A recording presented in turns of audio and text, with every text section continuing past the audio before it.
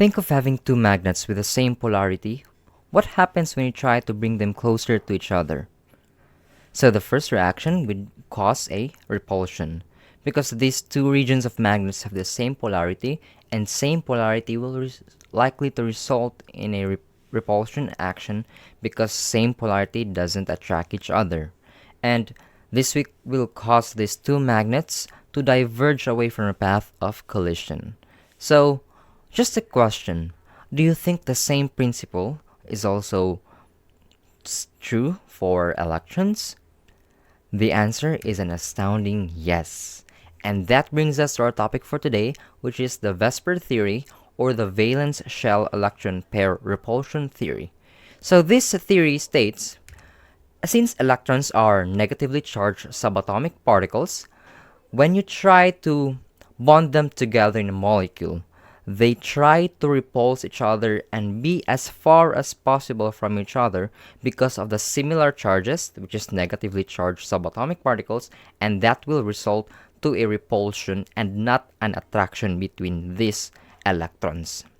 And due to this repulsion of valence electrons, this will result to specific molecular geometries among these molecules. And here we have some examples of molecular geometries. So basically, these are three-dimensional representation of a molecule on how they would look like when you try to take a closer look into them in a three-dimensional space. And we will discuss this topic further in the next topic. But for now, let's take a closer look on the decisive factor that affect the molecular geometries among molecules. So that is the electron domains, or we also alternatively refer to this as the steric number. So steric number or electron domains refers to the regions of electron density within a molecule. And in order to determine the electron domain, the number of electron domain or the steric number, we just simply have to follow this formula. We just simply have to count the atoms connected to the central atom plus the lone pairs, and that will give us our steric number. So let's have a specific example. So we have here the molecule, the compound SO₂, or sulfur dioxide. Just a note, in order for you to master this topic, make sure to have your Lewis structure correct. You have to master the topic so that you can correctly answer or master the topic of VSEPR theory. Alright?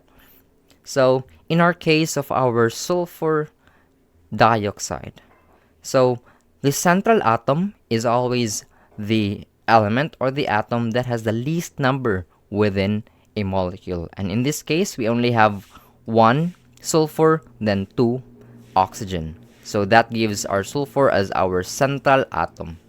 Now, it's now time to count the number of atoms connected to our central atom. And that is, we have one oxygen, two oxygen. So we have two connected atoms to our central atom, which is a sulfur, plus the number of lone pair. So we have one pair of electrons. So that gives us 1, 2, and 3.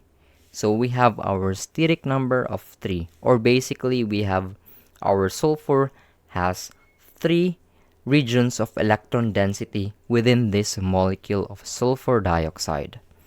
Now, in order to get the molecular geometry, the hybridization of this specific molecule, if you haven't mastered this topic yet, you can refer to this table right here.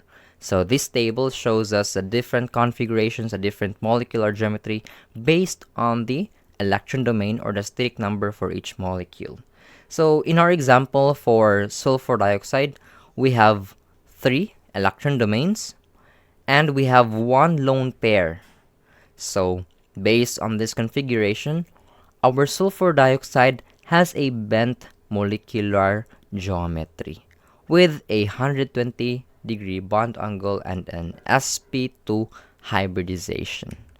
So in summary, our sulfur dioxide has 3 electron domains or the steric number of 3. It's a sp2 hybridized, and in terms of AXE notation, wherein A refers to the central atom X to the number of connected atoms, and E is lone pairs. So we have A, X to E, because we have sulfur. We have sulfur, 2 oxygen, and 1 lone pair of electrons. And our molecular geometry for sulfur dioxide is bent with a 120-degree bond angle. And this is how it would look like on a 3-dimensional space. Alright? So, thank you for watching and listening to our topic for today. I will discuss further with regards to hybridization and molecular geometry in the next lesson. So I'll catch you in the next one.